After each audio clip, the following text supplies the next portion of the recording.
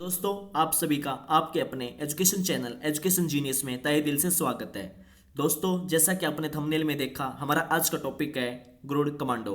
दोस्तों, आज हम ग्रुड कमांडोज के बारे में इस वीडियो में काफ़ी कुछ ज़्यादा डिटेल में जानेंगे। ग्रुड कमांडोज की हिस्ट्री, ग्रुड कमांडोज का दोस्तों सिलेक्शन एंड उनकी ट्रेनिंग, और ग्रुड कमांडोज के द्वारा यूज़ किए जाने वाले वेपन्स, और दोस्तों ग्रुड कमांडोज की रिस्पॉन्सिबिलिटीज़। दोस्तों, आज इन सब टॉपिक्स को हम इस वीडियो में कवर करेंगे। और दोस्तों, जैसे कि आपको पता है, ग्रुड कमांडो भारत की स्पेशल फोर्सेस में से एक स्पेशल फोर्स है दोस्तों। और यदि दोस्तों आप भारत की टॉप 5 स्पेशल फोर्सेस के बारे में जानना चाहते हो तो यहाँ आई बटन में मैं उस वीडियो का लिंक डाल दूंगा। आप उस वीडियो पर जाके भारत की टॉप 5 स्पेशल फोर्सेस के बारे में काफ़ी कुछ ज़्यादा डिटेल में जान सकते हो। दोस्तों, यह वीडियो काफ़ी ज़्यादा इंटरेस्टिंग एंड इंपॉर्टेंट होने वाली है, तो वीडियो को अंत तक जरूर देखना दोस्तों। और दोस्तों, यदि आप चैनल पर नए आए हैं तो आप चैनल को सब्सक्राइब कर दें और बेल आइकन प्रेस करना बिल्कुल भी ना भूलें। दोस्तों, टाइम को ज़्यादा वेस्ट ना करते हुए चलिए दोस्तों वीडियो में आगे बढ़ते हैं, और वीडियो को आप लास्ट तक जरूर देखना दोस्तों। दोस्तों, Garud commando force is the special forces unit of the Indian air force. यानी कि दोस्तों ग्रुड कमांडो फोर्स जो है वो स्पेशल फोर्स यूनिट है इंडियन एयरफोर्स की। इसको दोस्तों सितंबर 2004 में बनाया गया था, जिसकी जो अभी करंट स्ट्रेंथ है दोस्तों वो है 1500, यानी कि दोस्तों 1500 पर्सनल्स इसकी करंट स्ट्रेंथ है। The unit drives it's name from the Garuda. दोस्तों, जो यूनिट ने इसका नाम ड्राइव किया वो गरुड़ा, यानी कि एक डिवाइन बर्ड है दोस्तों, लाइक क्रिएचर है, डिवाइन बर्ड लाइक क्रिएचर है दोस्तों हिंदू कल्चर में, जिससे फोर्स ने इसका नाम डिराइव किया है। दोस्तों, Garud forces are tasked with the protection of the critical air force bases and installations. यानी कि दोस्तों जो ग्रुड कमांडो फोर्स का जो मेन टास्क होता है ना, वो होता है प्रोटेक्शन करना क्रिटिकल एयरफोर्स बेसिस की, और इंस्टॉलेशन है जो एयरफोर्स के उनकी प्रोटेक्शन करना दोस्तों, यह ग्रुड कमांडोज का मेन टास्क होता है। सर्च एंड रेस्क्यू ऑपरेशंस भी करते हैं दोस्तों ड्यूरिंग पीस टाइम पे, and hostilities and disaster relief during the calamities. और दोस्तों जो क्लाइमेटीज होती है उसके टाइम पे hostilities and disaster relief functions भी दोस्तों ग्रुड कमांडोज के द्वारा परफॉर्म किए जाते हैं। जो presently Garud commandos are deployed in the Congo as a part of the UN peace keeping operations. यानी कि दोस्तों जो यूएन की पीस कीपिंग ऑपरेशंस होते हैं दोस्तों, उनमें भी ग्रुड कमांडोज को डिप्लॉय किया जाता है। जैसे कि दोस्तों जो कोंगो है उसमें वहां पे भी ग्रुड कमांडोज को डिप्लॉय किया गया यूएन के द्वारा, यूएन पीस कीपिंग ऑपरेशंस में दोस्तों हिस्ट्री ऑफ ग्रुड कमांडोज। दोस्तों आज हम हिस्ट्री जानेंगे ग्रुड कमांडोज की दोस्तों। After attempts by terrorist to attack two major air bases, यानी कि दोस्तों जो अटेम्प्ट्स हुए थे टेररिस्ट के द्वारा to attack major 2 air bases में जम्मू एंड कश्मीर में 2001 में, Indian Air Force commanders felt the need for specialised force to protect this critical elements. यानी कि दोस्तों फिर इंडियन एयरफोर्स के जो कमांडर्स थे उनको इस चीज़ की जरूरत महसूस हुई कि उनको स्पेशलाइज्ड फोर्स बनानी चाहिए, ताकि इन जो क्रिटिकल एलिमेंट्स हैं, मतलब इनसे हमारी प्रोटेक्ट की जा सके, जो आतंकवादी वगैरह जो टेररिस्ट जो दोस्तों हमला कर रहे हैं उनसे इन जो एयरफोर्स बेसिस हैं या इंस्टॉलेशन हैं उनकी प्रोटेक्शन की जा सके। And to have a dedicated commando force trained in the special forces technique. और दोस्तों मतलब एक डेडिकेटेड कमांडो फोर्स होनी चाहिए जो कि ट्रेंड हो स्पेशल फोर्सेस टेक्निक्स में, कॉम्बैट सर्च में एंड रेस्क्यू में, एंड रिकनेसेंस में, काउंटर इंसर्जेंसी ऑपरेशंस में, and emergency in response to terror threats to air fields. दोस्तों इन सभी में यह जो स्पेशलाइज्ड फोर्स है वो दोस्तों इसमें प्रोफेशनल होनी चाहिए, बहुत ज़्यादा एक्सपर्ट होनी चाहिए। While the army might have provided some special forces units to air force, यानी कि दोस्तों जैसे कि army might have provided, army ने भी प्रोवाइड करवा रखी हैं दोस्तों some special forces units to Indian Air Force, its units were always subject to being posted out on the rotation to other areas as per the army requirement। यानी कि दोस्तों जो यूनिट्स होती हैं उनको बार भी पोस्ट किया जाता है दोस्तों रोटेशनल बेसिस पे, अगर इंडियन आर्मी को उनकी रिक्वायरमेंट होती है तो दोस्तों it was felt that specialised training that Air Force would have provided such units would have to be repeated again and again for replacement। यानी कि दोस्तों फिर यह भी महसूस किया गया जो स्पेशलाइज्ड ट्रेनिंग एयरफोर्स होनी चाहिए दोस्तों, would have provided such units, उनके पास भी such units होनी चाहिए दोस्तों, would have to be repeated again and again for replacement। यानी कि दोस्तों मतलब इन्होंने अपनी खुद की स्पेशल फोर्स बनाने की इंडियन एयरफोर्स को नीड फेल्ट हुई दोस्तों। The initial plan mooted in October 2001 called for a specialized force with 2000 commandos। यानी कि दोस्तों जो इनिशियल प्लान म्यूट किया गया वो अक्टूबर 2001 में किया गया दोस्तों, जहाँ पे स्पेशलाइज्ड फोर्स 2000 कमांडोज के साथ में। The group was originally called tiger force. दोस्तों जो यह ग्रुप था इसको पहले टाइगर फोर्स कहा गया, बट इसका नाम लेटर चेंज करके इसको बोला गया Garud force. In order to address the need for the dedicated force in सितंबर 2003, यानी कि दोस्तों जो इस प्रॉब्लम को, डेडिकेटेड फोर्स की जो नीड थी उसको एड्रेस करने के लिए सितंबर 2003 में the government of India authorise 1080 strong force to be raised, यानी कि दोस्तों जो गवर्नमेंट ऑफ इंडिया है उसने अथोराइज किया कि 1080 पर्सनल्स की जो स्ट्रॉन्ग फोर्स है उसको रेज किया जाए and trend on the lines of para SF of the Indian army and Marcos of the Indian navy. और दोस्तों जैसे पैरा एसएफ जो इंडियन आर्मी के हैं उनको ट्रेनिंग मिलती है और जो मार्कोज है इंडियन नेवी के उनको ट्रेनिंग मिलती है, उन्हीं की लाइन के बेसिस पे इन 1080 पर्सनल्स को भी ट्रेन किया जाए दोस्तों, with the mandate of performing need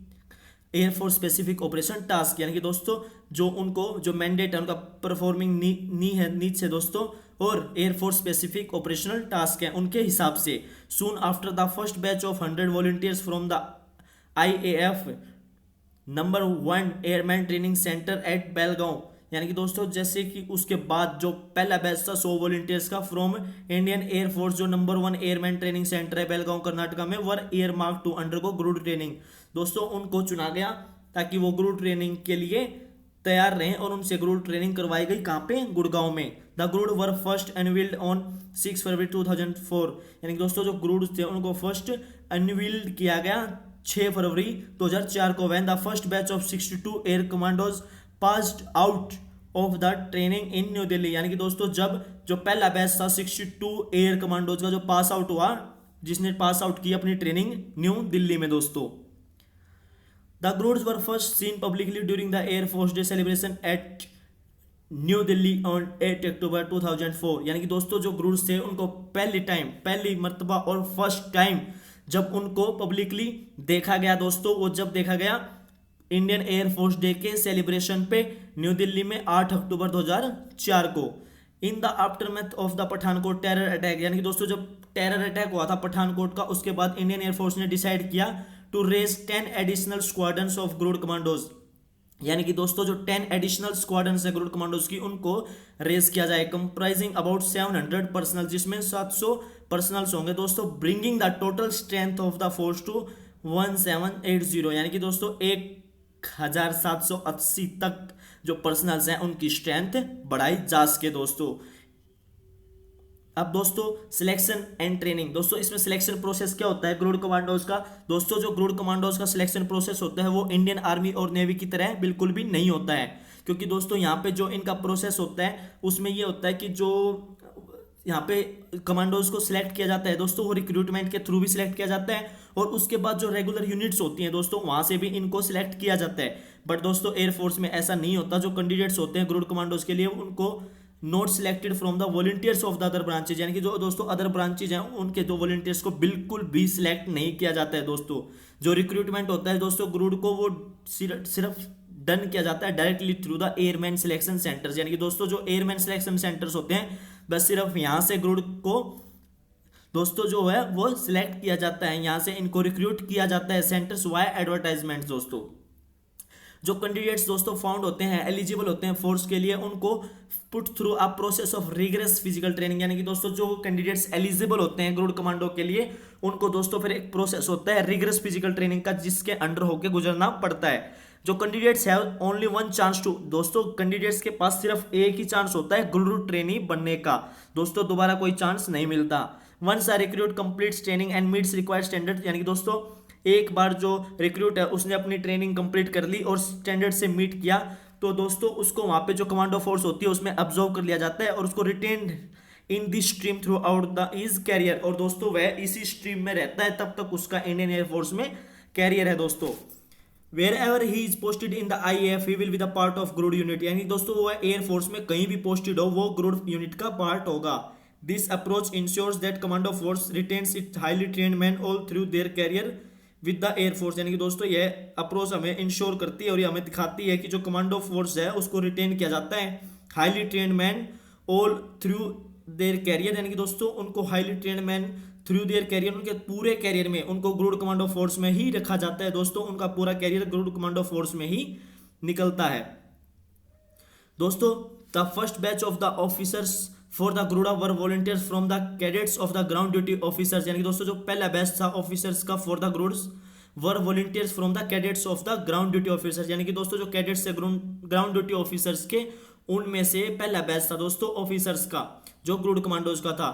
course being trained at the air force academy Dundigal, यानी कि दोस्तों जिनको ट्रेन किया गया था एयरफोर्स एकेडमी दुंदीगल में, तेलंगाना में। गुरुड़ ट्रेनीज अंडरगो आज 72 वीक ट्रेनिंग, यानी कि दोस्तों जो गुरुड़ ट्रेनीज होते हैं उनको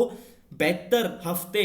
की ट्रेनिंग के अंडर से होकर गुजरना पड़ता है दोस्तों। The basic training course which is the longest among all Indian special forces course, यानी कि दोस्तों जो बेसिक ट्रेनिंग कोर्स होता है जो लॉन्गेस्ट है ऑल इंडियन स्पेशल फोर्सेज के कोर्स से, बट यह इंक्लूड करता है बेसिक ट्रेनिंग भी साथ में। The total duration of the training before a training can qualify as a fully operational Garud is around 3 years, यानी कि दोस्तों जो टोटल ड्यूरेशन होता है ट्रेनिंग का उससे पहले कि एक ट्रेनिंग फुली क्वालिफाई हो जाए as a fully operational Garud, वो होता है दोस्तों लगभग 3 साल का दोस्तों। जो इनिशियल फेज है दोस्तों वो 3 मंथ्स की प्रोबेशनरी ट्रेनिंग होती है जो फिल्टर्स करती है promising the candidates for the next phase of the training, यानी कि दोस्तों जिसमें से छटनी भी होती है, उसके बाद फिर उन कैंडिडेट्स को नेक्स्ट फेज ऑफ ट्रेनिंग के लिए चुना जाता है। This phase which usually has a high attrition drop out rate, यानी कि दोस्तों इसके अंदर बहुत ज्यादा हाई ड्रॉप आउट रेट रहता है दोस्तों, जो कंडक्टेड किया जाता है at Garud regimental centre located at Hindon Ghaziabad, यानी कि दोस्तों जो गुरुड़ रेजिमेंटल सेंटर है जो लोकेटेड है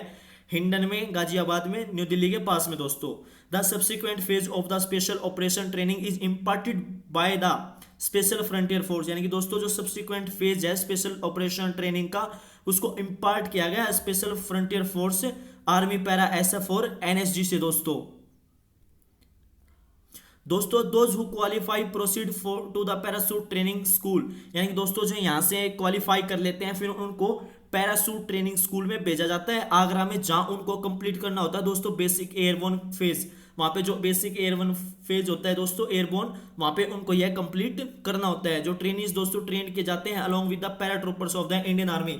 यहाँ पे जो ट्रेनीज होते हैं दोस्तों उनको जो इंडिया की स्पेशल फोर्स है दोस्तों जैसे कि पैरा फोर्स यानी कि दोस्तों पैरा एसएफ, उसमें जो पैराट्रूपर्स होते हैं उनके साथ में ही इन ट्रेनीज को भी ट्रेन किया जाता है दोस्तों इंडियन आर्मी के साथ में। जो reminder of the phase is concentration on niche ओ फील्ड्स लाइक जंगल, यानी कि दोस्तों जो reminder of the phase is concentration है जैसे दोस्तों निच होती है जैसे कि फील्ड लाइक जंगल्स होते हैं दोस्तों, स्नो सर्वाइवल होता है, demolition etcetera. Garud also trained at diving school of the Indian navy and the army encounters insurgency jungle warfare school, यानी कि दोस्तों जो क्रूड होते हैं उनको ऑल्सो ट्रेन किया जाता है डाइविंग स्कूल, जो इंडियन नेवी का डाइविंग स्कूल है वहां पे भी इनको ट्रेन किया जाता है। और दोस्तों जो आर्मी काउंटर इंसर्जेंसी है वहां पे भी इनको ट्रेन किया जाता है दोस्तों, जो ये है Indian army counter insurgency and jungle warfare school, यहाँ पे भी गरुड़ कमांडोज को ट्रेन किया जाता है जिसकी शॉर्ट फॉर्म है दोस्तों CIJWS। जो फाइनल फेज होती है दोस्तों ट्रेनिंग की वो एक्टिव ऑपरेशंस होते हैं on being attached to the Rashtriya Rifles of the Indian army, यानी कि दोस्तों जो इसका फाइनल फेज होता है ट्रेनिंग का वो एक एक्टिव ऑपरेशन, यानी कि दोस्तों इनको एक्टिव ऑपरेशन में भाग लेना होता है ऑन बीइंग अटैच, इनको अटैच किया जाता है राष्ट्रीय राइफल्स ऑफ इंडियन आर्मी दोस्तों, जो which helps the Garudas in gaining operational experience, यानी कि दोस्तों जो इनकी मदद करते हैं कि ताकि गरुड़ गेन कर सकें अपना ऑपरेशनल एक्सपीरियंस। आफ्टर इंडक्शन दोस्तों commandos also undergo advance training, इसके इंडक्शन होने के बाद में दोस्तों कमांडोज को जो जाना होता है वो एडवांस ट्रेनिंग के लिए भी जाना होता है, including anti hijack counter insurgency training, jungle and snow survival technique, specialised weapon handling and advance driving skills, यानी कि दोस्तों जैसे ही इनका यह इंडक्शन हो जाता है उसके बाद जो कमांडोज होते हैं दोस्तों उनको अंडरगो करना होता है advance training including anti hijacking दोस्तों जैसे काउंटर इंसर्जेंसी, फिर जंगल एंड स्नो सर्वाइवल टेक्निक्स है मेनली जिनमें इनको एक्सपर्ट बनना पड़ता है बिल्कुल दोस्तों, और स्पेशलाइज्ड वेपन हैंडलिंग बहुत ज़्यादा अच्छे से सिखाई जाती है दोस्तों, एंड एडवांस डाइविंग स्किल्स, और इनको वहाँ पे फिर एडवांस डाइविंग स्किल्स भी सिखाई जाती हैं दोस्तों। अब दोस्तों गरुड़ कमांडोज दोस्तों जैसे भी जब ये ऑपरेशन करते हैं इनके द्वारा इन हथियारों में से ये स्मॉल आर्म्स दोस्तों यूज किए जाते हैं, जिसमें दोस्तों इंक्लूडेड है Glock 17, Beretta 92FS, Beretta M9, Beretta M9A3 9mm, IWIT, AVRT, AR-21, IMT, AVR assault rifle, AK-103 assault rifle दोस्तों ये 2 बार लिखा गया बट ये AK-103 असोल्ट राइफल है। IMI गलील 7.62 स्नाइपर राइफल दोस्तों, IWI निग्वे, FAB डिफेंस AK-47। दोस्तों ये कुछ स्मॉल आर्म्स हैं जो कि ग्रुड कमांडोज के द्वारा इनके ऑपरेशंस के टाइम पे यूज किए जाते हैं दोस्तों। अब दोस्तों रिस्पॉन्सिबिलिटीज बताने से पहले दोस्तों मैं आपको एक चीज बताना चाहता हूं ग्रुड कमांडोज के बारे में। दोस्तों लोगों को काफी कम पता है, इतना ज्यादा इनके बारे में लोगों को नहीं पता है, क्योंकि दोस्तों जो ग्रुड कमांडोज का जो ये टास्क होता है ना, ये बहुत ही ज्यादा क्लासिफाइड होता है नेचर में। इनका दोस्तों जो टास्क होता है वो बहुत ज्यादा स्पेसिफिक टास्क होता है दोस्तों। जैसे कि मेनली जो इनका टास्क होता है वो इनको एयरफोर्स, जो क्रिटिकल एयरफोर्स बेसिस हैं उनकी प्रोटेक्शन के लिए लगाया जाता है दोस्तों। और जो इंडियन एयरफोर्स के जो इंडियन एयरफोर्स के मेन इंस्टॉलेशंस हैं उनकी सिक्योरिटी में ग्रुड कमांडोज को मेनली वहां पे लगाया जाता है दोस्तों। सो इनका बहुत ज्यादा क्लासिफाइड नेचर का टास्क होता है दोस्तों, इसीलिए इनको दोस्तों इतनी ज्यादा पॉपुलैरिटी अभी गेन नहीं हुई है। बट दोस्तों यह भी मोस्ट एलिट और बहुत ज्यादा प्रोफेशनल स्पेशल फोर्स है दोस्तों, इंडिया की वन ऑफ द टॉप 5 जिसको हम ग्रुड कमांडोज बोलते हैं। अब दोस्तों इनकी जो रिस्पॉन्सिबिलिटीज जैसे कि मैं आपको बता चुका हूं, बट फिर भी इसको यहाँ पे कवर करते हैं दोस्तों। The mandatory task of the Garud include direct action दोस्तों, special reconnaissance, rescuing downed pilots in hostile territory, establishing air base in the hostile territory and providing air traffic control to these air bases। दोस्तों ये main task होते हैं ग्रुड commandos के। इनमें दोस्तों जैसे कि direct action, special recognitions, rescuing down pilots, hostile territory, establishing airborne air bases in hostile territory and providing air traffic control to the air bases. तो ग्रुड्स दोस्तों also undertake suppression of the enemy air defence, यानी कि दोस्तों ग्रुड को also undertake करना पड़ता है suppression of enemy air defences and destruction of the other enemy assets such as radars, evaluation of the outcomes of Indian air strikes, use laser designer to guide Indian air strikes. The security of the IAF installations and assets are usually performed by the Air Force, Police and the Defense Security Forces. Even some critical assets are protected by the GRUDs। यानी कि दोस्तों जो security होती है air force installations की और assets की दोस्तों वो यूजुअली परफॉर्म की जाती है एयरफोर्स, पुलिस और डिफेंस सिक्योरिटी होती है, जो कॉप्स होती है वहां पे उनके द्वारा। बट दोस्तों जो इवन तो जब जो सम क्रिटिकल है, बहुत ज्यादा क्रिटिकल असेट्स है या बहुत क्रिटिकल जो एयरफोर्स स्टेशन है, एयरफोर्स बेसिस हैं दोस्तों, उनको हाईली प्रोटेक्ट किया जाता है ग्रुड कमांडोज के द्वारा दोस्तों। तो दोस्तों यही था ग्रुड कमांडोज के बारे में। और दोस्तों उम्मीद करता हूं आप सभी को काफी अच्छे से समझ में आ गया होगा। यदि आप सभी को समझ में नहीं आया तो आप एक बार वीडियो को दोबारा जरूर देखें। यदि फिर भी आपको समझने में प्रॉब्लम आ रही है तो दोस्तों आप मुझे कमेंट करके बता सकते हैं। दोस्तों वीडियो देखने के लिए आप सभी का तहे दिल से धन्यवाद, और वीडियो को लाइक जरूर करें दोस्तों और शेयर भी करें दोस्तों। मिलता हूं आपसे नेक्स्ट वीडियो में फिर इंटरेस्टिंग एंड नॉलेजेबल टॉपिक के साथ में। और दोस्तों जिस चीज के ऊपर आप वीडियो देखना चाहते हो या आप मुझसे चाहते हो कि मैं आपको डिटेल में समझाऊं तो दोस्तों आप मुझे कमेंट करके जरूर बताएं। मैं पूरी कोशिश करूंगा कि दोस्तों मैं आपके उस टॉपिक के ऊपर वीडियो काफी ज्यादा डिटेल में वीडियो लेके आऊं। तब तक के लिए दोस्तों थैंक यू दोस्तों, जय हिंद, जय भारत।